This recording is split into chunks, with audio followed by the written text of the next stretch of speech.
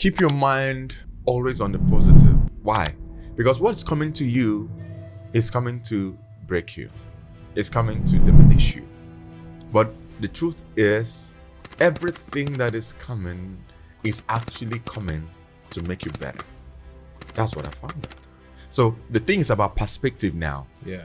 How do you see it? Sometimes people know that there is God, but they don't really believe it in your heart so much more of what he could do. These things are more like vague ideas, sincerely vague ideas. You know, when you have a choice, when the medical science is working and they're giving you drugs and you're seeing results, you didn't have so much. You didn't have to worry so much. But when everything's a bit to be failing, what else do you do? Late 2023, I noticed that, I was having some difficulty in trying to swallow food and fluid and stuff like that. But I thought, well, maybe it was just something that will fizzle out, with time. But somewhat it continued. It even got worse because it was in that situation I found out the reason why people commit suicide. They get to a point where they think that their life is over. I can't do anything again about it. There's nothing else. I was weighing 105 kg. All of a sudden I was going down. I was weighing 95 and then 90 and then 80 and then 85 and then 70. And I was going down 68 70. and I was coming down. I was looking like a monster. Man, I looked scary. People see you and like, oh, you look like somebody I used to know. There was one who told me, you look like somebody, like, are you his other brother? So I asked him who. He called my name. My God. Oh, referring to you he used to know. Yes, of course. That's he could see the resemblance, but he knows that this is not the person.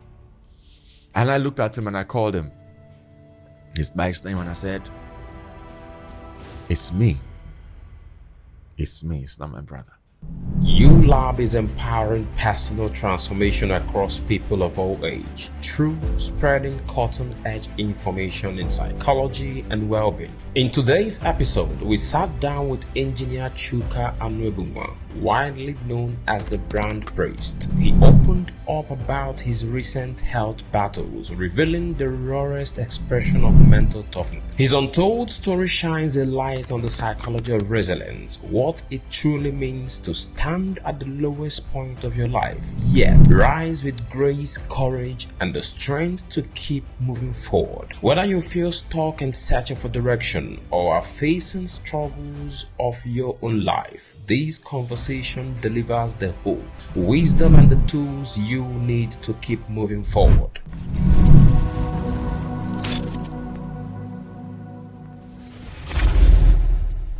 Engr Chuka, welcome to the Ulab show. Thank you very much. I am so delighted. I'm glad to be here. Oh, nice to have you.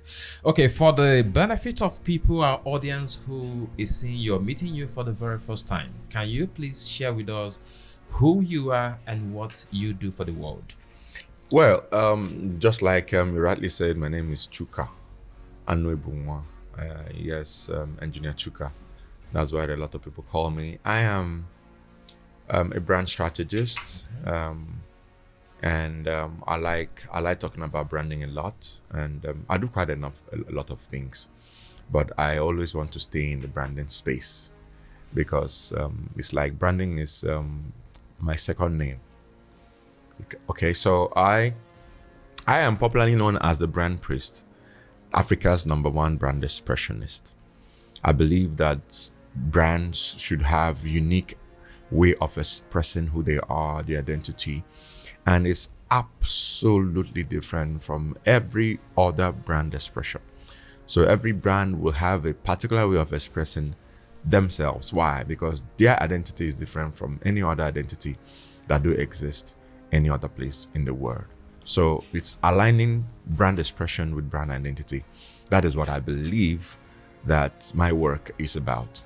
So as the brand expressionist, I try to align brand, the way they express themselves, with the way they show up, with actually their real identity. So what we do really is to try to help brands to identify and to recognize and to come to the full awareness of who they really are. So that's why I like the Ulab, because it aligns a lot with people understanding who they truly are.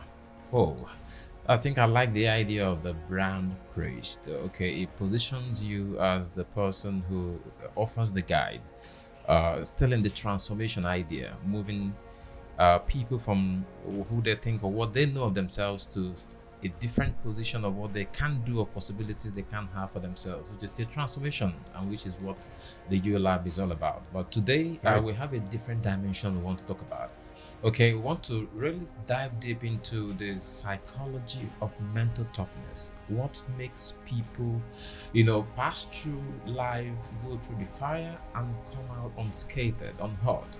Not that they weren't actually diminished in some way by the event or affected by the event, but it looks as if, literally speaking, they came out unhurt, better, stronger, and better positioned to face life head on. And so, in light of that, I want you to take us back to the moment when life really fell apart for you. What really happened, sir? Oh, well, let me just talk about the very last episode that I had, which is pretty, life challenging and scary, as it were. I would say sometime in 2023, that was actually when it started. Late 2023, I started having some kind of I noticed that I was having some difficulty in trying to swallow food and fluid and stuff like that. But I thought, well, maybe it was just something that will fizzle out, with time. But somewhat it continued. It even got worse. And then before I knew what was going on, it started affecting a whole lot of things about the way I look. I started losing weight. And, initially it wasn't that bad. It was like, okay, we were just trimming down. And even people thought, okay, maybe he's on weight loss, program or regimen or something, but it actually got worse. Now, it was out of my control. So it wasn't as if I wanted to, but I just found out over time that I was losing weight. And then later I came with some other kinds of complications. I was having all manner of, things happening to me. There's this I call torsion. I started feeling some like strain, like somebody was just trying to press something out of my body, when you're trying to squeeze the cloth after washing it and stuff like that. So I was having those kinds of feelings. So these were physical things you were feeling? Yeah, those are physical things I was feeling, and they were just real. They were real. Sometimes and when those things start, I tend to lose it, because I don't know how to respond to it. It happens my head, my throat area, even to my chest. So I feel like I'm going to die, something like that, and then I struggle with it. I try to just be calm, but then the pain is somewhat, I don't know how to explain that. I've never felt that kind of pain ever in my life. So, and these things happen, not regularly, but, sometimes once a week, sometimes twice, in a week, sometimes, once in 2 weeks. Sometimes it was even happening more regular and all that. And I tried all manner of things. It wasn't working. Nothing was working, and when things actually got more interesting was when I tried to find, okay, what's actually wrong with me? I started going around trying to find out what's going on. I was having, some stomach issues. I thought it was ulcer. I was having regurgitation after eating. I just found out that, I threw them all out and stuff, and stuff. So I was trying to find out what's going on, but there was no reason to say, okay, fine, this actually was wrong with you. No diagnosis. All the results all came back more like positive, negative, we will say. And so there was nothing really to say, okay, fine, this is actually what's wrong with you, so let's get to it. So it was more speculations. Okay. You know, speculating. Some doctors, I have to move from the where I am to different locations, and went to Benin, went to different places, keep spending money. They say do this, I'll do that. They say go for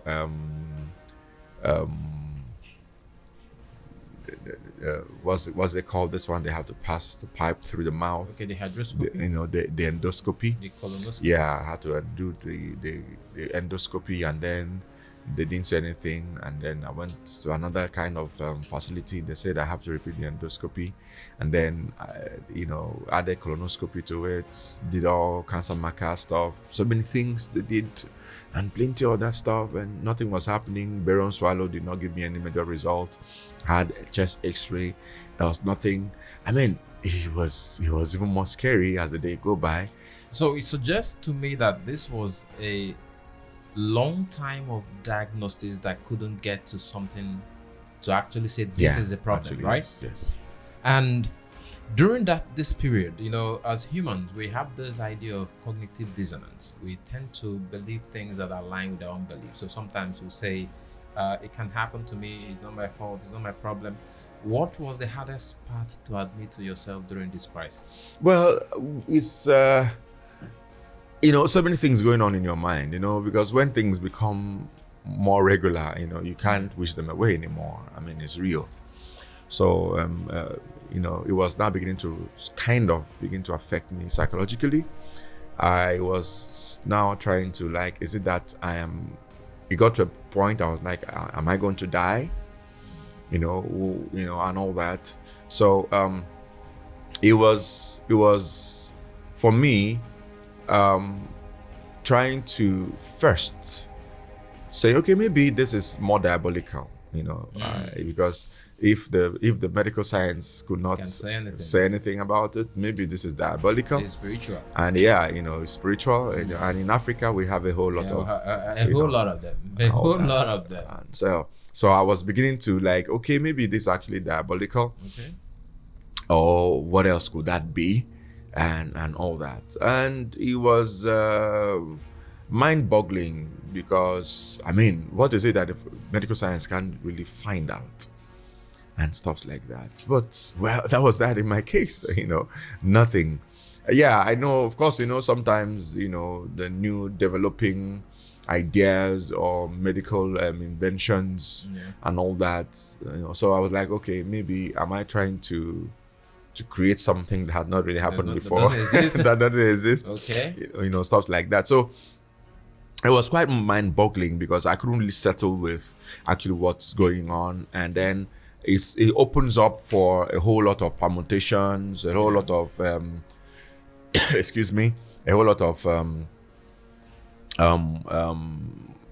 what is it? What could it be? Yeah. So I know when someone else could say, someone had gone through something like this, maybe it's this. You might think, okay, maybe it's that. Someone else, plenty of things. Someone came to me and said, okay, I remember someone saying it was lack of iodine, and stuff like that. You need to do one thing, the other, and so many things and stuff like that. So they said it's what's that? There's this other one. They said it's when your immune system is beginning to fight itself, and stuff like that. Autoimmune one thing. So there were a lot of conflicting scenarios and suggestions actually that are coming up. So you can imagine what was going on in my mind.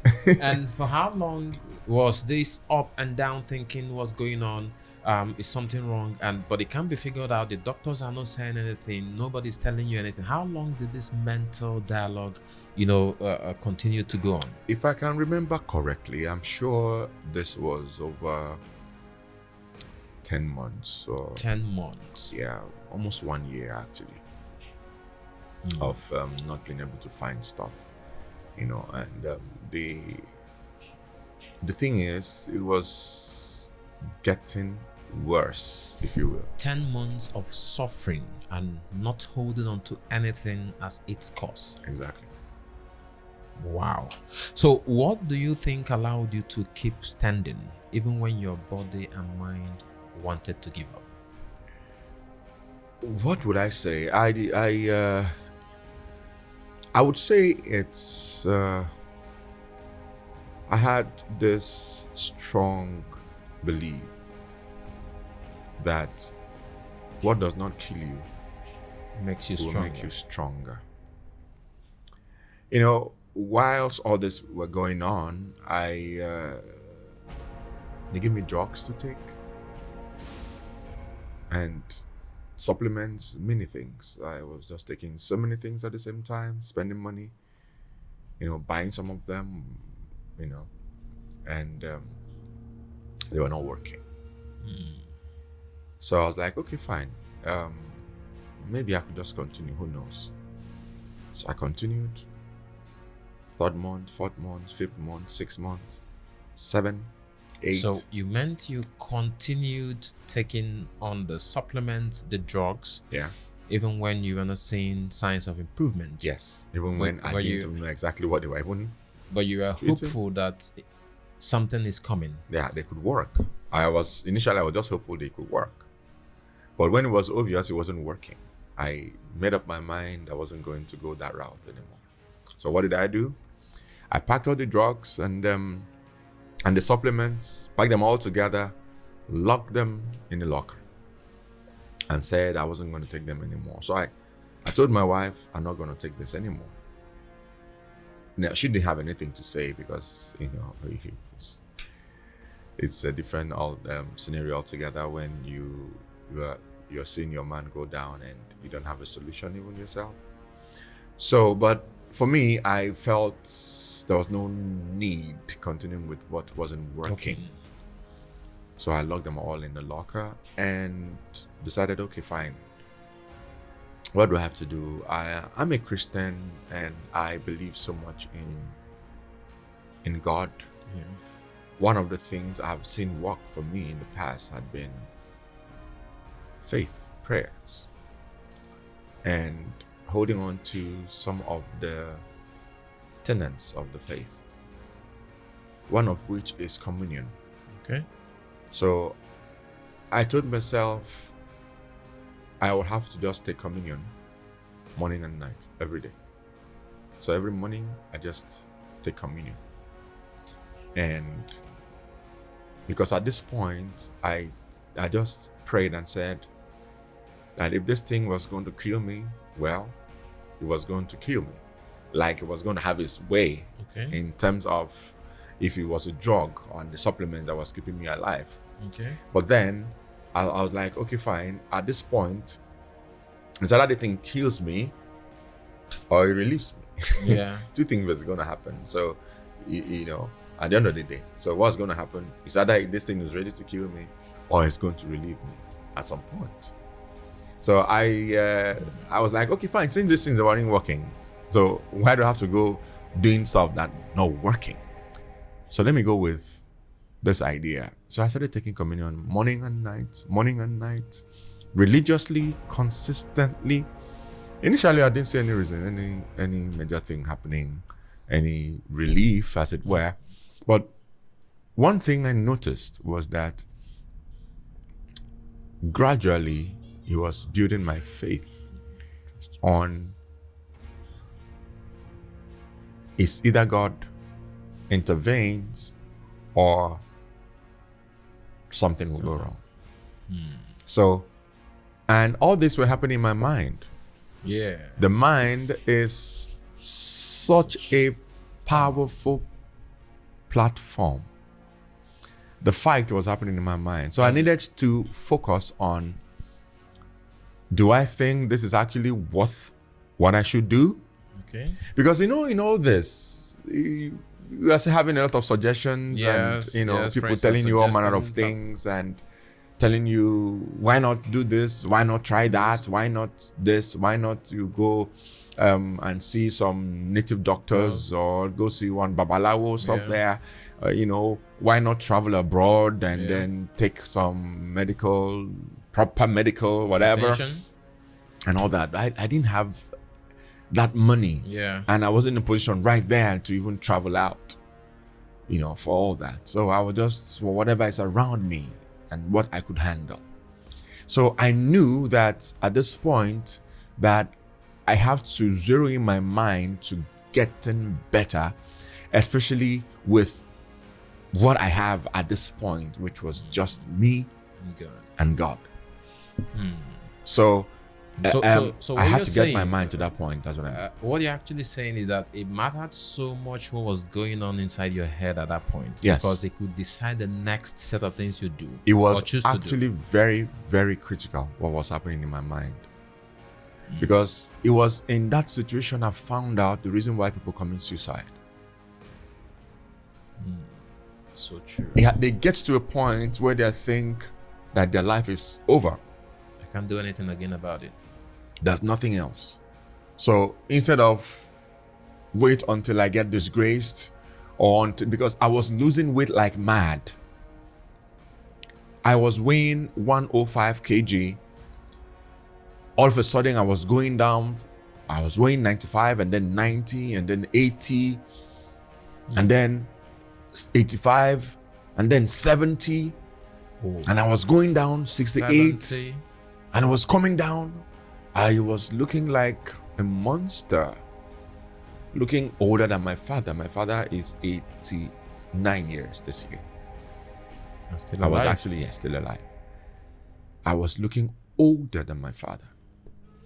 At some point, it was at the point when I decided, because I wasn't going out, Yeah. at the point when I now decided that it had to be me and God. And I said, I need to start going out. Man, I looked scary. But I decided I was going to face whatever is out there. And I said, I need to start going out. And that was when I began to encounter some other kinds of things. Sincerely, you have to deal with some people see you and like, oh, you look like somebody I used to know. There was one who told me, you look like somebody, like, are you his other brother? So I asked him who. He called my name. My God. Oh, referring to you he used to know. Yes, of course. So, that's he could see the resemblance, but he knows that this is not the person. And I looked at him and I called him by his name and I said, it's me. It's me. It's not my brother. And I could more like see his heart was going to jump out of his body. Yeah. But I told him it's me. I've been sick, this, that, and all that. And of course, it's not everybody had the privilege and the opportunity and even the time to want to tell him stuff. But this guy is the one who knows me closely. Many times, people had just walked past me and not say, and not knowing is you. And I said, yeah, I saw somebody who looked like you. My God. So, I wasn't just myself anymore. And not just that the way I feel particularly, but even people who used to know me could not recognize me. So you could imagine what that could do to my mind. Yeah, because we can only empathize with you, but we can't actually know what it means to be in someone's shoe if you're not in that shoe. Okay, we can only try to imagine it, we can only try to feel it. And so if someone listening right now is going through their own version of their own storm, okay, which can be a health issue, finance, relationship, or simply feeling stuck, what's one word you have for them?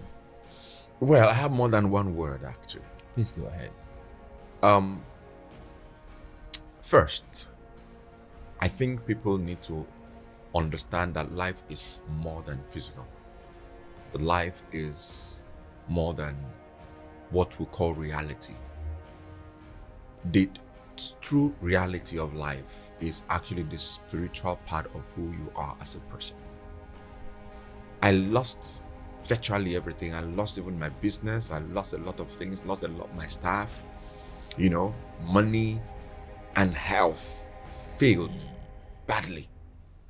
But it was in that point I knew that if anything else fails, one thing should not fail, and that's my spirit. That's strength of the spirit. That if I could just buckle up in my spirit, every other thing will go down. So we need to understand that life is more than physical. Life is actually spiritual. To that extent, we need to understand who we are at that level, spiritual level. That's why people need to get to understand themselves spiritually, get to have that spiritual enlightenment. They need to have that. Life is beyond just the physical, the touch, and all that. There's more happening beyond just what you can feel, what you can touch. There's a lot happening in the spirit realm. And as human beings, we are connected to the spirit realm. I didn't say this.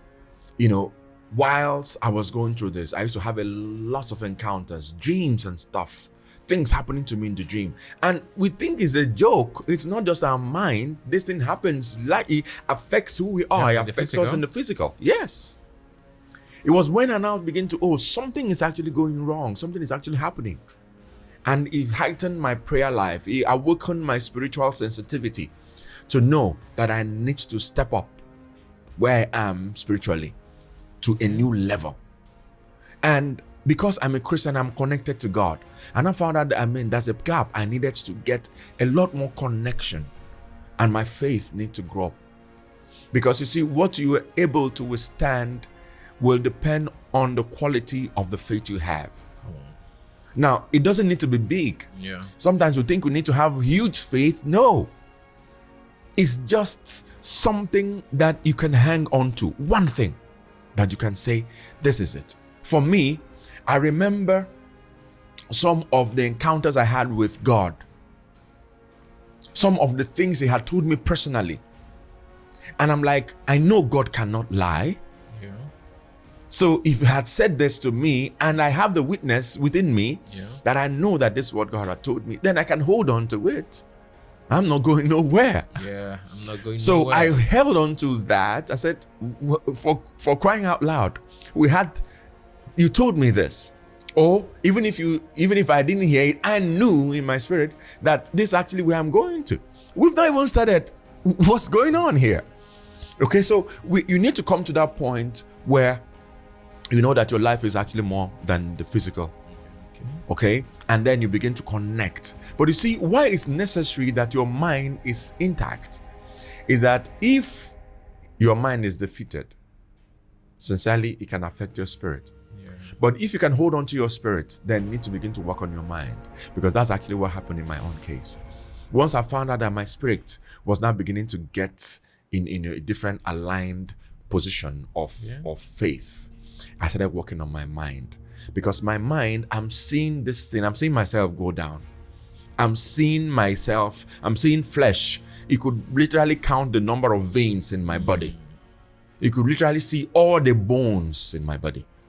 So at that point, what you're seeing has a way of impacting on your mind. Sure. So I needed to begin to refocus my mind, not on what I was seeing, but on what I expect. Which is faith. Faith is always talking about what you expect. What is it that I want? What is the hope? So if I could have that hope, I need to refocus my mind on that. And that was the war. As a matter of fact, that is the real thing. The real thing is, how do you get your mind off this thing you can see? You can see it, you can touch it, you can feel it. It's actually real to you. Yeah. Take it from that level of physical realness to intangible realness, because I can't touch it, I can't feel it, but I can see it, I can feel it, because I started feeling the new life. I started feeling the new me that could emerge, even though I couldn't touch it. But I needed to convince myself that it's actually real. It's more real than actually this thing that I can see. So in between that is my mind, just trying to align with this part or that part.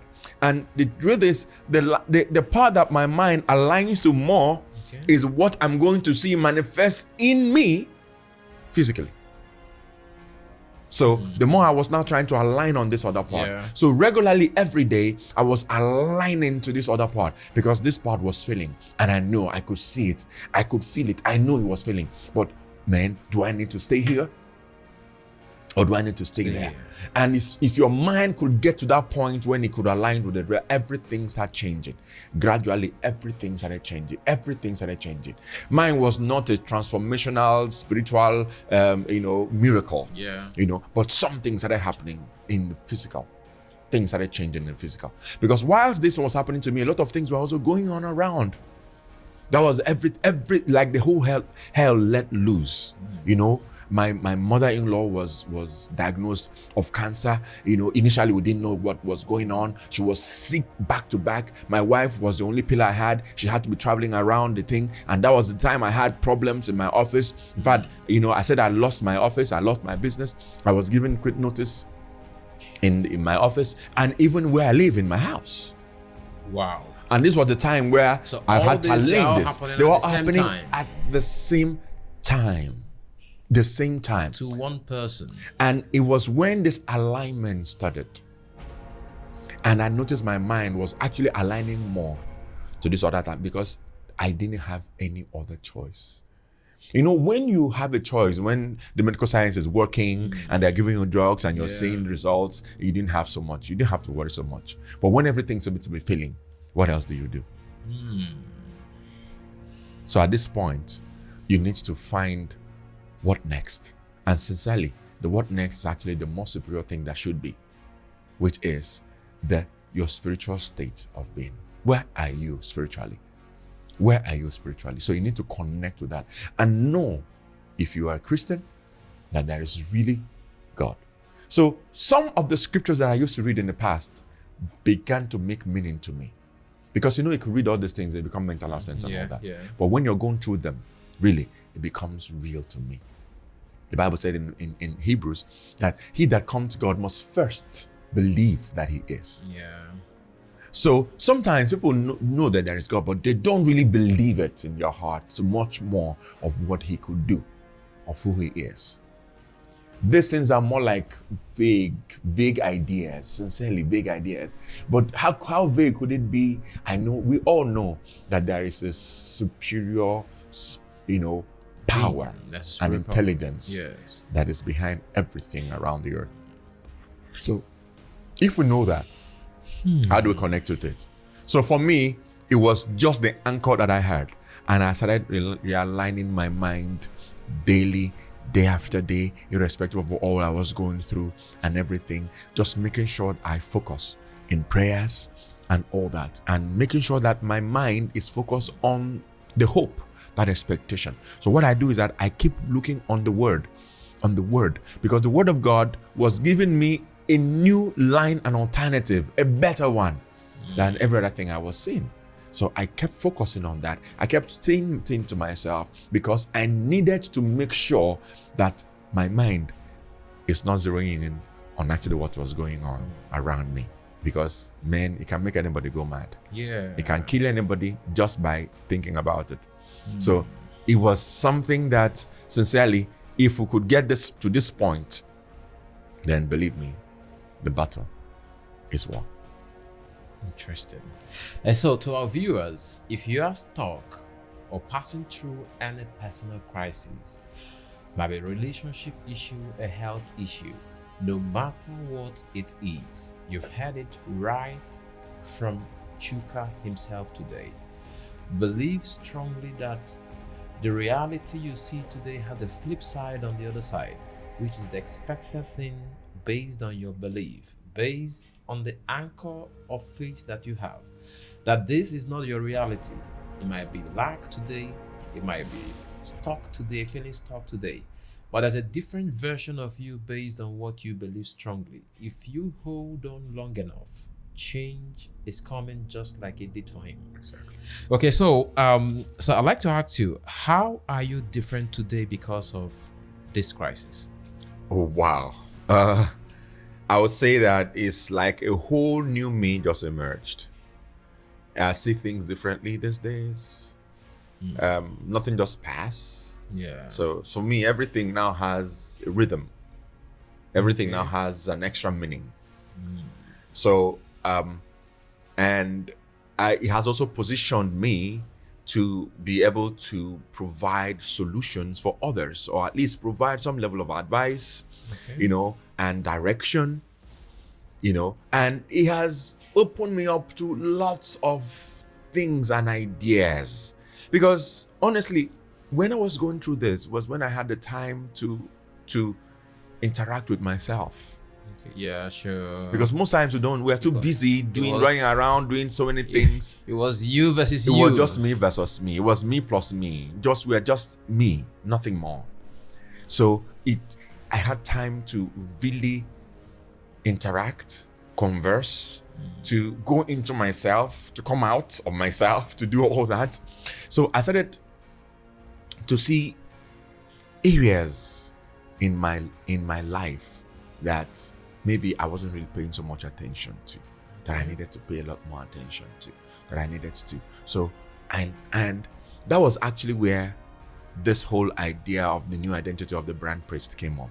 Okay. Because before now I was known as a brand engineer. Yeah, I love branding till tomorrow and till the next world.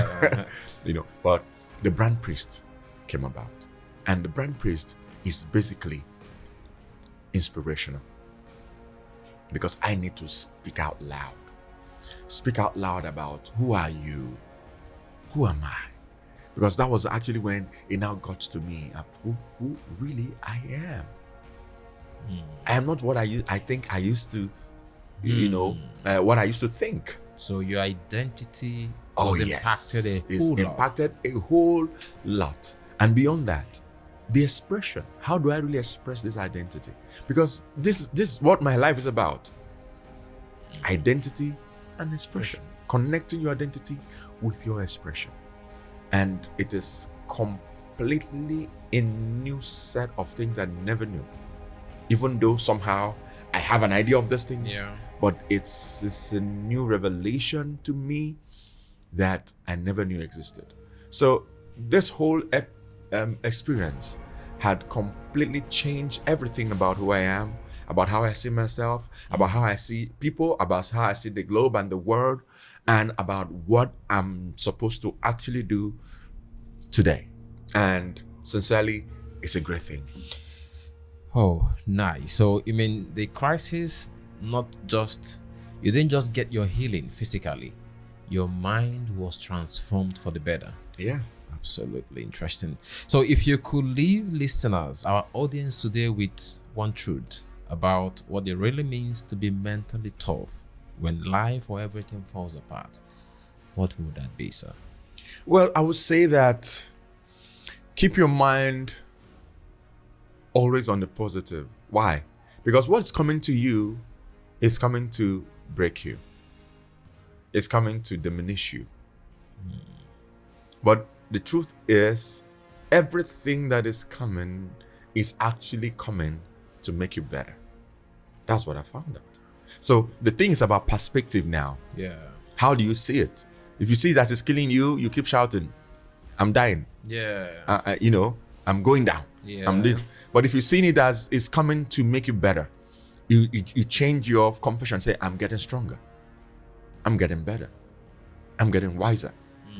Why? Even though you're going through that. Yeah. And the thing is that the more you begin to do that, the more it begins to open up to you to now see actually what is making you wiser, stronger, and better. So it's a change of perspective. So don't ever think that thing that is coming to you is coming to kill you. No, it's coming to make you better. So I would leave you one word: perspective. Change that perspective and see the good side, because there's always a flip side. See the flip side of it. So if it's bad, there's always the good part. See the good part. You may not always see it. Yeah. All right? But just know that it's going to make you better. And one more thing, please make sure that everything that you go through will bring you to a new place. So it leaves you better than you were before all that happened. What a conversation. So you have heard it today. Whatever it is you're passing through, a job crisis, a mental health issue, somebody, your boss is disturbing you at work, you can't seem to find the right thing to do, you can't seem to find what to do to move your life from where you think it is now to a place where you want it to be. Perspective taking, holding on, and refining and being strong mentally and in your faith are all the necessary ingredients that will keep you strong and going. It is simple. if you persist long enough, you will find a way. And so I'd like you to do me one favor. Like this video and share it. And beyond that, subscribe so you can get more of this stuff, because we have more in stock for you.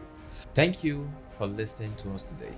And as always, thank you for coming, Chuka. Thank you for having me. Thank you so much. And to our audience, thank you. I'll see you in the next episode.